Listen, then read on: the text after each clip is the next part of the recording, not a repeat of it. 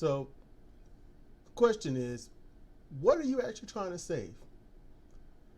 I thought that'd be a good thing to put for a little snarky opening, because I got annoyed when I read the headline in my emails of, can we really save America? And I'm wondering, should America be saved? Why would we want to save America? And then just go on the question of, can or should America be saved from what? That's the question. Go ahead and pause it if you need to. Give yourself about 10, 15 seconds to think about it. From what? What are we going to save it from?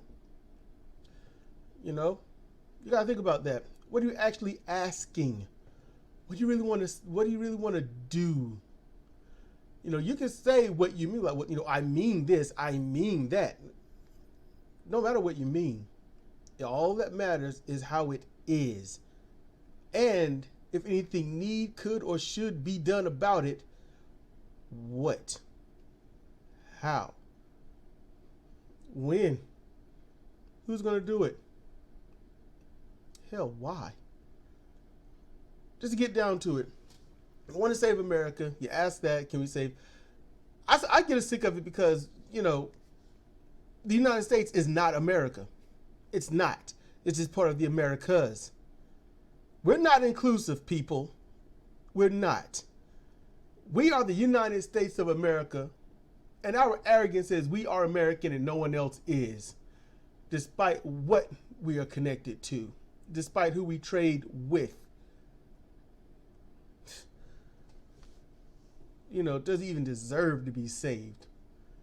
That's a good question, I think. Does it even deserve it? When you think about, can we save America? You got to think about where that came from, where it started.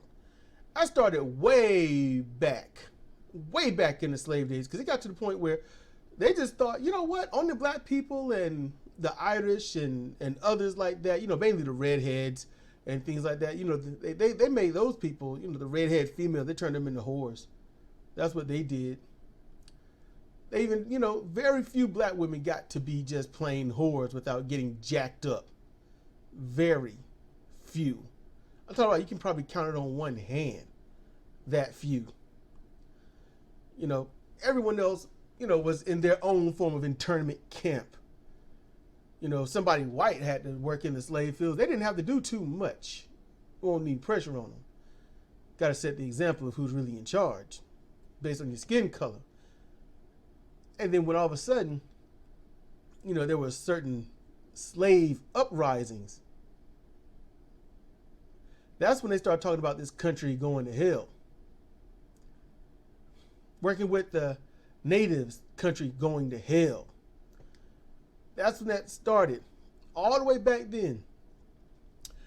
And then when it's time to free the slaves, we got to save this country. So you get secession, traitors, and for the longest time I kept thinking that there was no secession at first, that it was just North and South. That's what I was taught in school, all the way up to 12th grade, that it was North and South. And after the slaves were freed, then the Union fully formed into the United States. Didn't know there was one beforehand, and then there was a secession, and then bring it all back together, because that's not what I was taught. There's a reason why they call it the Dirty South. So when you get all of that crap happening, and this country needs saving. This country needs saving, freeing the slaves, all that stuff, and ending the internment camps and the concentration camps and all that the United States had. All that stuff, ending it. They said the country needs saving. And then you get to the point where you get the whole sharecroppers crap going on.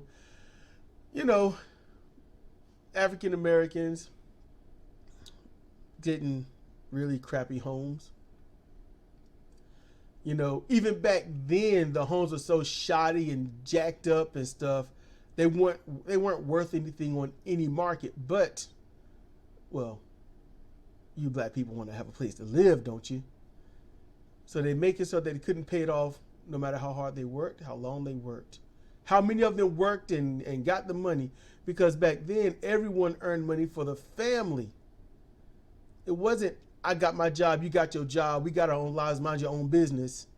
Hey, you kid, I can't wait for you to get 18, you get the hell out of here. No, it won't like that. Back then, it was an actual family thing. It was an actual bond. It was actual stay together unless things were that bad that you feel like you do better on your own, then you ran away.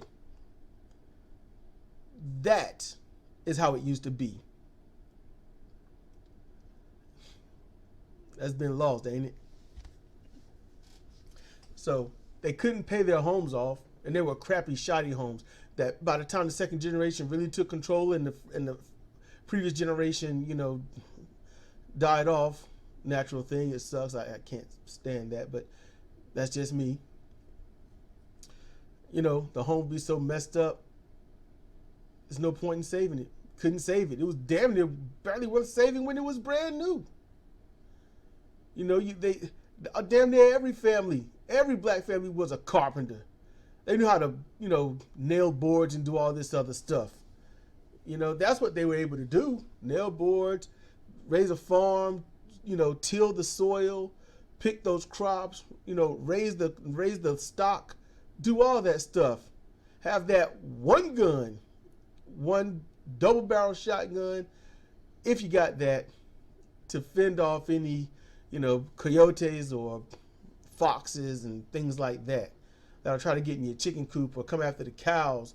Well, the one cow if you're lucky, the one horse if you're lucky, the half-ass buggy if you're lucky. But because black people had that crap, the country needed saving. You speed time up and you start getting women that want to vote.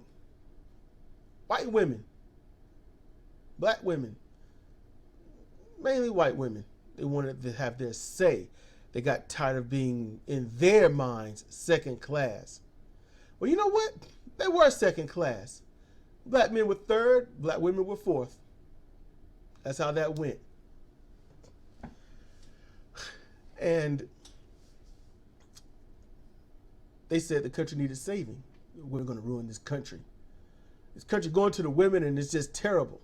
Headlines, talking to barbershop, talk around the water fountains, all that stuff. Country's going to hell because women want to vote. Women burned their bras and did so much more, showing their independence, and country's going to hell. Well, let's fast forward some more. They built the racist monuments and whatnot. They restructured the Confederate flag and other things. They did so much. The KKK realized they couldn't kill off every black person. The reason they couldn't kill off every black person is because if you did, then the rich people don't exactly have enough to build for the rest of their lives and generations to own a crappy, shoddy home. No matter what, the country is going to hell. You got the civil rights era. Well, they want to vote. And it actually count. They want to say, they want to be treated like human beings.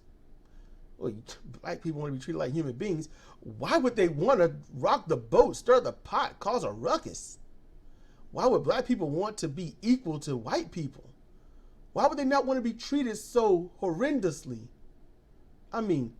Why can't they just accept things for the way they are, the way we made it? That kind of rhetoric. That's the America you're trying to save? Is that what you're trying to say? Because that's what they wanted. That's what the racists wanted. And those who were apathetic, that didn't really understand, they just living their life, they had no idea. Those white people had no idea what was truly going on. They were comfortable. They felt safe. They didn't have anything to fear necessarily. You still got that drunk uncle that come over and, they might molest, rape, or beat somebody up and, ruin Thanksgiving and ruin Christmas and ruin part of New Year's, Just saying. You want to save America. What are you trying to save? Save it from what? The future? The future keeps trying to be like the past. That's the problem. Tomorrow's the future. The week after is the future. And those days will still have the same bigot, racist, xenophobic jackwads that keep wanting to save this country. And people out there saying we need to save America. Okay, I'll just go with that terminology. Since the United States is all of America and everything else is just the other, let's just go with that. What are you going to save it from? Progression? Because that's what's being said now. Save it from progression. Well, Bernie Sanders is going to ruin this country. Bernie Sanders is going to bring a downfall. They said that about Obama. We got to save the country from Obama. He's the Antichrist. Well, going on that car windshield, the Antichrist. You know. Said the same thing. If Hillary wins, it'll go to the women, it'll be ruined. If it goes to Elizabeth Warren, it'll be ruined. You know. Haven't said that about Amy Klobuchar. Interesting, huh? Don't say that about Biden. And yeah, they say it's be ruined because if a woman's in charge, yada yada yada. Oh yes, I remember those days. If a woman's in charge, she'll lead with all her little hormones, and how is she gonna lead in the Oval Office? You know, when she's on the period, she has, you know, she's gotta, you know, she's bleeding, she's gotta get the tampons and the pads and all that stuff. You know, men don't have to go see a gynecologist. Yeah, Republicans, Democrats were saying this. And anyone that's roughly in my age group, I'm 43, they heard that at their kitchen table. They heard that at the barbershops and whatnot. And people that are younger than me, 10 and 20 years younger than me, they heard a little bit of it. Maybe not as much. I don't know. Demographically, it just differs, I suppose.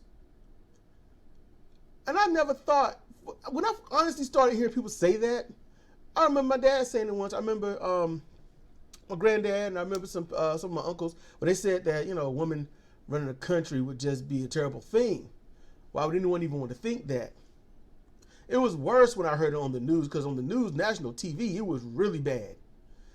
And the thing is, I was never here nor there with that, but they're talking about, if you don't want to save this country, you'll elect a woman.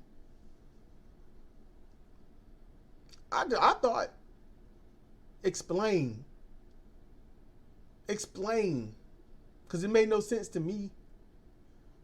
It made no sense. I'm like, what? She thinks, she walks, she talks.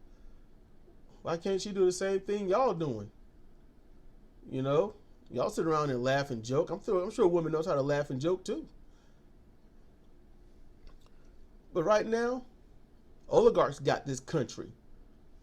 The racists are running this country. America ain't talked about in terms of the people. They only use the people when they talk about, I need your vote, I want your money. When they talk about America, they're talking about, when they actually talk about the people, you know, people, hardworking people, they want to keep their money. Yeah, they're talking about the big donors. They're talking about the people that enjoy that old money. That's what they're talking about. They ain't talking about your ass. They're talking about those people. The people that pay the politicians. You know, the politicians are rich. Their donors are wealthy. There's a big difference. When you rich, you just got a whole lot of money. When you wealthy, your money is making money. That's just it. So I want you to really think about that when you say, we need to save America. And going on all the history that I only went through maybe a quarter of, when you talk about saving the country, you're only talking about the rhetoric that they have ever used. And that's a rhetoric of hate. That's the ideology of hate and dismissal, undermining progression, killing rules of the Constitution to support their bigotry and their hatred. We don't support each other. We fight each other. Those donors, they support each other. They go to meetings. They talk about who they're going to run, how they're going to run them, how much to pay them and everything. Those politicians, Democrat, Republican, they work together. Let's say right now, Republicans, they all working together. How are we going to get this money? How are we going to get the people to be on our side for what we want to do that works against the people? How do we get the people to understand that deregulation puts more money in our pocket because those big donors get far more money?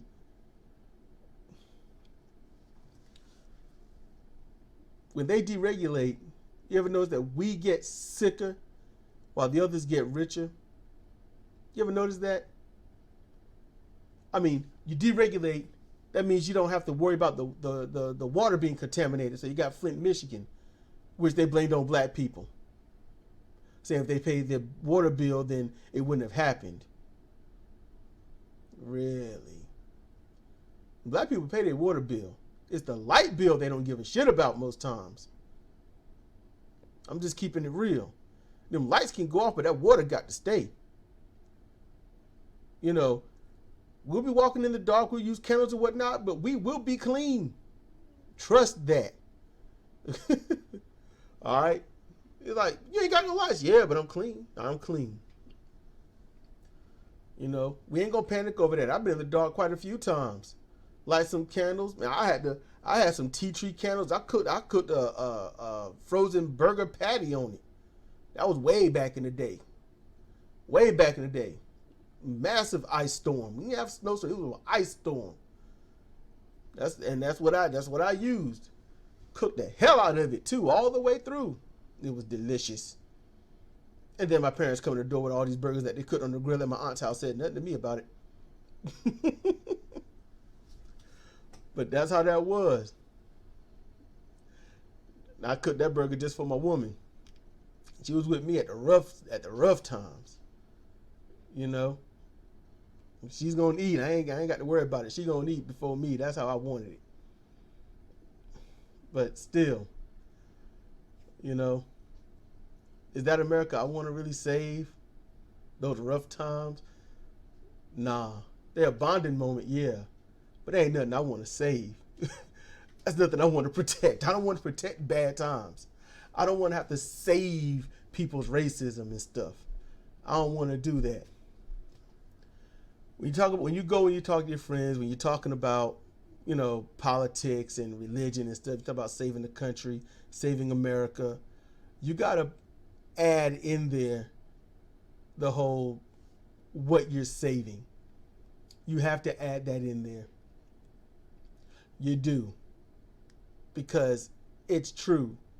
While 10 or 20% of U.S. citizens and thereof are talking about saving America, as in actually trying to be forward thinking and get stuff done and have equal rights and stuff like that. That's what you mean. That's what you mean. But what you're really doing is feeding into the rhetoric of the hateful. You're feeding into the rhetoric of those that don't like you, never liked you, never liked your freedom, never liked that you had equal rights. You know, oh yeah, you can bend them over and do them, but you can't marry them. But you have a kid with them, fine. It ain't yours really because it's theirs. Yeah. That's what they hear. You're singing to them. And it's beautiful to them. Stop singing to them. Save your melodic voices for better people. Find a different song to sing. All right? Try it. Change is important. Change is a necessity. Without change, we get more of the same. And that's all we've ever done. Got more of the same. We need better. We can't get better if we don't change our thinking. And a lot of people want to say it's up to the next generation.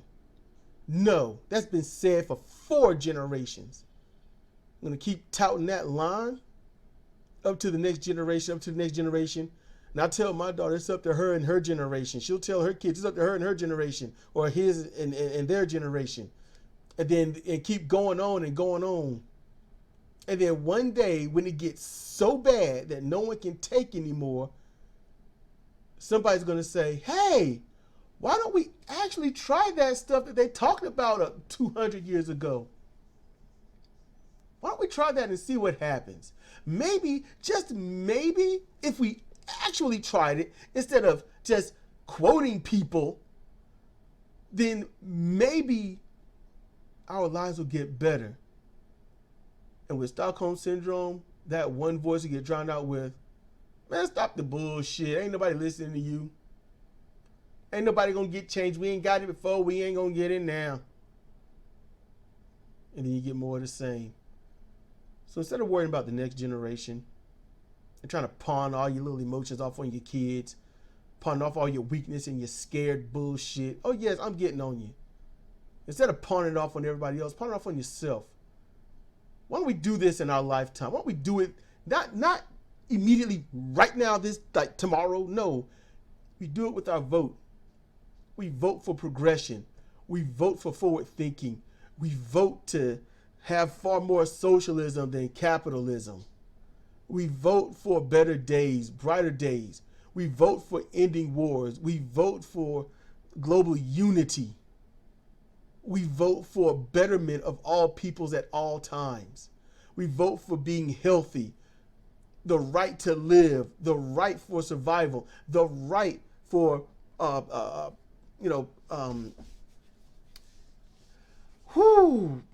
personal perseverance. I don't want to just work in this system and keel over. I don't want to do that. I'm gonna give you a real life example, something that happened to me. This is real short. I don't know what I did to spark it or trigger it, but my dad looked at me and said, and it was this angry, emotional thing. He was stunned at me. He said, do you think I want to work my whole life and then die? I remember thinking, where did this come from? What happened? But I remember thinking, I never thought anyone should work at all and die. I remember thinking that. But then I got about 2 years older and took a job while I was going to work early in the morning, which I hated. And he was proud of me. He was proud of me getting up and going to work. I didn't like the job, and he knew it. I didn't like the people. I didn't like waking up in the morning because I'm a natural third shift person. That's just me. You know? And he was like, you're busting your ass. You're busting your ass. And I thought, he's proud of this. I thought parents wanted better for their children. I don't get it. How can you want the very same thing for your child that angered you so much? And we all are doing that. Honestly, I tell my daughter, you want to just be a lazy bum and just stay on the couch the rest of your life, I don't give a damn. We can cover that on another one if you got questions about it. I want to see who's smart enough to ask me and not judge me. But I'm going to get up out of here. I frustrated myself enough. So timestamp it, whatever you got to do. Like, share, subscribe. This is Cedric Kennedy for Comparative Reasoning. Thank you for listening.